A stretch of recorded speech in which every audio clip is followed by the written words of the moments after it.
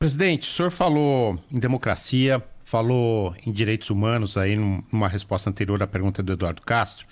Eu queria perguntar para o senhor, frente a tudo que está acontecendo em Cuba, se o senhor ainda defende o governo cubano como sempre defendeu.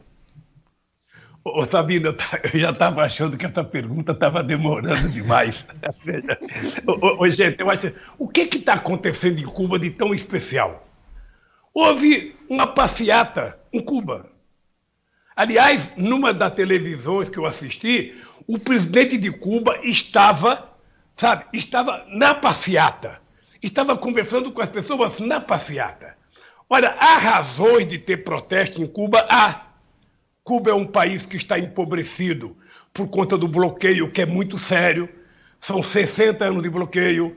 Nessa questão da pandemia, é quase que uma coisa desumana se manter o bloqueio, porque quem morre é criança, quem morre são velhos, quem morre são pessoas que não estão em guerra. Mas, presidente, peraí, tem faixas lá pedindo o fim da ditadura nos protestos. Eu vou chegar lá, gente. Eu cansei de ver faixa aqui, fora Lula, fim da Dilma, fim do PT. Eu cansei de ver faixa. Cansei de ver faixa fora Bolsonaro, fora Collor, fora Fernando Henrique Cardoso. Sabe? Isso tem em todo mundo, fora Trump. Sabe? Tem tudo. Sabe? No mundo inteiro é assim. Graças a Deus que existe possibilidade de haver manifestação. Agora você não viu nenhum soldado ajoelhado no pescoço de um negro matando ele. Você não viu. Algum setor da imprensa falasse na intervenção da polícia, a televisão mostrou cenas com 2, 3 policiais, diferentemente da Alemanha, quando tem uma greve, da França, quando tem uma greve, da Inglaterra, quando tem uma greve, da polícia aqui no Brasil, da polícia nos Estados Unidos. Sabe, o que nós precisamos entender é o seguinte: os problemas de Cuba serão resolvidos pelos cubanos.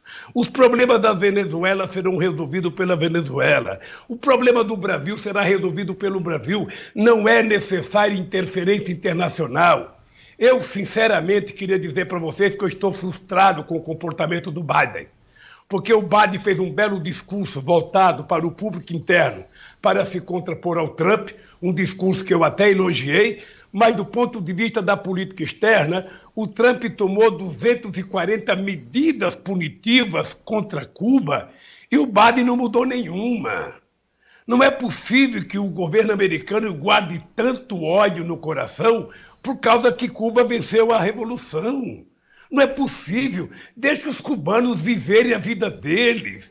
Vamos parar com o bloqueio. Se Cuba não tivesse o bloqueio, Cuba poderia ser uma Holanda, poderia ser uma Noruega, poderia ser uma Dinamarca, porque tem um povo altamente formado, intelectualmente muito bem preparado, e vocês conhecem disso.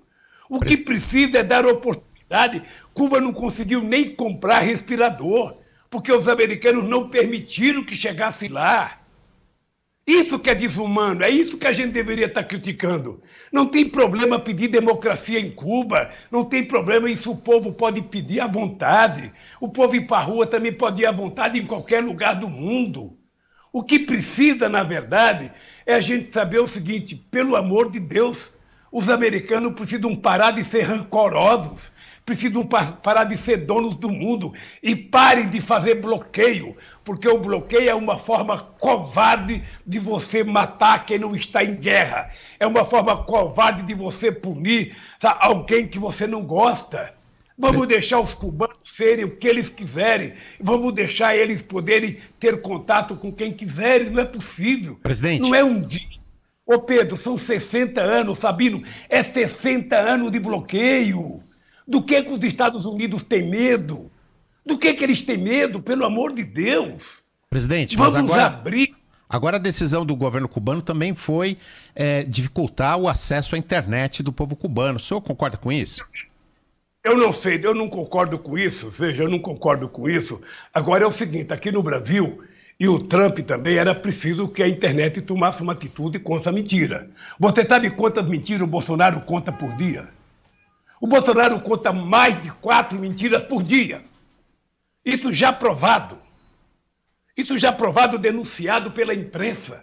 Ora, não é possível alguém que é presidente da República mentir. Não é possível alguém utilizar a internet para fazer fake news, para fazer guerra contra os outros. Sabe? Então, veja, eu sou favorável à liberdade de imprensa, eu não acho que tenha que proibir, é preciso saber, ela está sendo utilizada para quê? Do pessoal de Miami tentando fazer guerra com Cuba?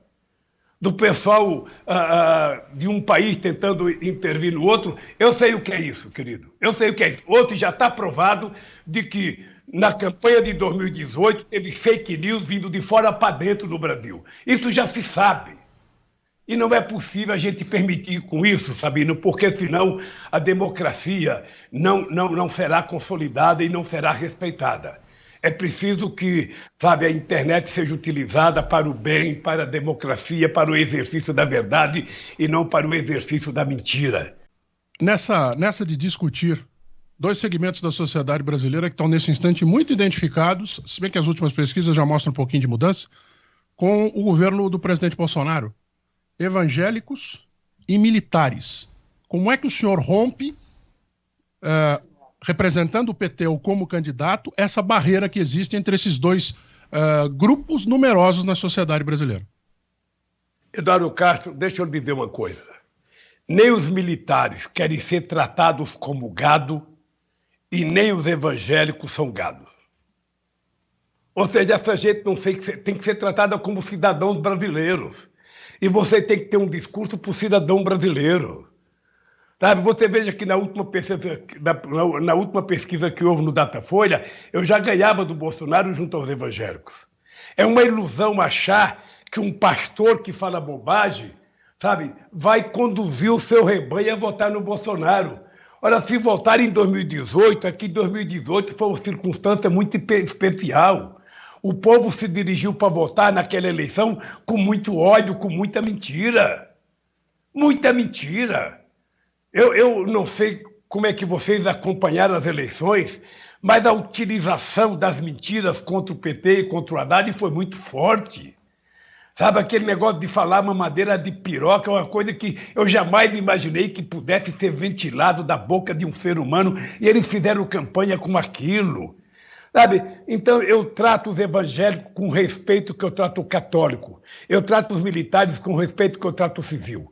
Eles têm que se dirigir à urna, não como tenente, como capitão, como general, como coronel, mas como cidadãos brasileiros que vão escolher um governante não para as Forças Armadas, mas para o país. E os evangélicos têm que votar num candidato que vá cuidar do povo pobre desse país. E ele sabe quem é que cuida disso. Ele sabe quem entende dessa gente. Ele sabe quem gosta de conversar com os pobres. Ele sabe quem entende os pobres. Ele sabe quem conhece da fome nesse país. Ele sabe quem conhece do desemprego. E vou dizer mais ainda. Ele sabe quem acredita em Deus. Ô Pedro, só um dado. Não. Eu acho importante dizer uma coisa que é grave.